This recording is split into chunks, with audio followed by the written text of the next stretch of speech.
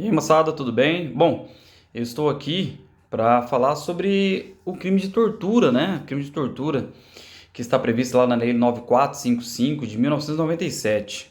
Bom, eu quero aqui, com esse vídeo, falar sobre a previsão legal e a previsão constitucional do crime de tortura.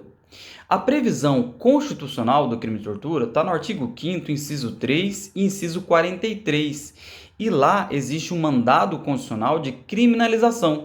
Em 1988, a Constituição Federal mandou, né, a lei, criminalize o crime de tortura, certo? Então não existia o crime de tortura. A Constituição Federal, ela mandou, né, mandou a lei, ela criminalizar a tortura.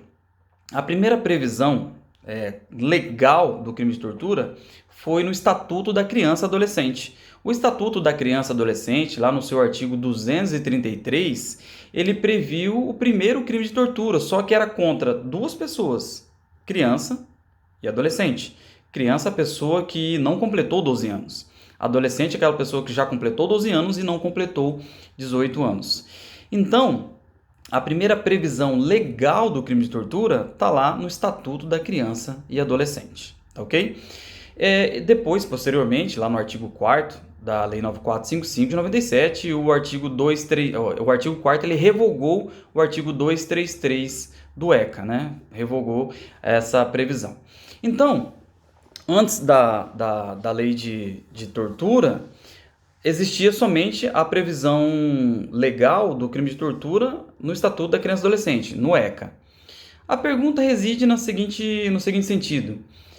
Existia, de 1990 até 1997, existia a previsão legal do crime de tortura contra criança e adolescente.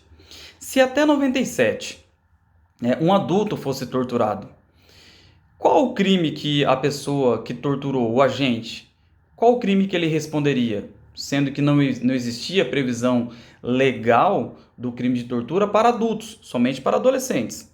Entre o período de 1990, né, Estatuto da Criança e Adolescente, a Lei 8.069 de 90, e 1997, com a lei que alinhou, né, previu o crime de tortura, a Lei 9455 de 97.